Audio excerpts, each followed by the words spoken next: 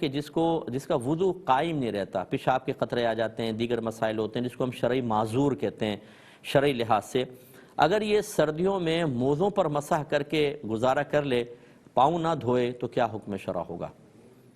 دیکھیں، اگر شرعی معذور ہو یا شرعی معذور نہ ہو، دونوں کے لیے رعایت ہے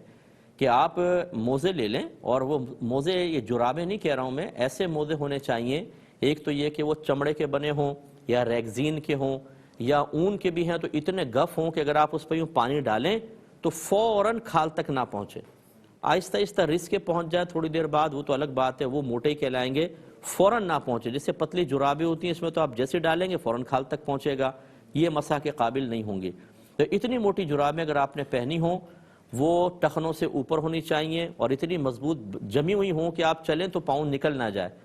تو اس کو آپ پہلے پاؤں دھو کے یا پورا وضو کر کے ان کو پہن لیں،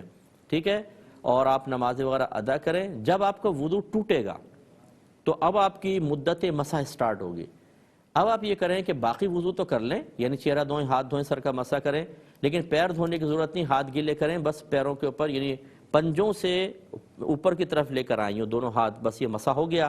آپ نماز پڑھ سکتے ہیں، اور یہ مسح آپ کا ایک دن ایک رات تک باقی رہے گا۔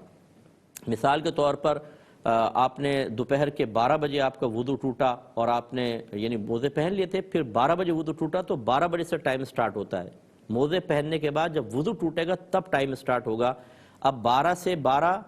ایک دن یعنی، اور پھر 12 یعنی ایک دن ایک رات آپ کر سکتے ہیں، تو یہ اگلے پہلے رات کے 12 اور پھر اگلے 12، اس وقت تک آپ جتنی بھی نمازیں پڑھنا چاہیں اس پر مسح کر کے پڑھ سکتے ہیں۔ لیکن جب اگلے دن کا 12 ہو جائے، یعنی ایک دن ایک رات پورا گزر جائے، تو پھر آپ کو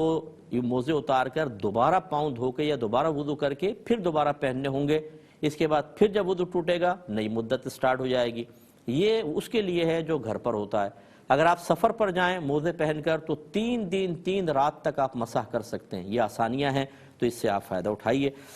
یہ کہتے ہیں ہمارے خاندان میں ایک بزرگ خاتون تھی جن کے بارے میں ہم نے یہی سنا ہے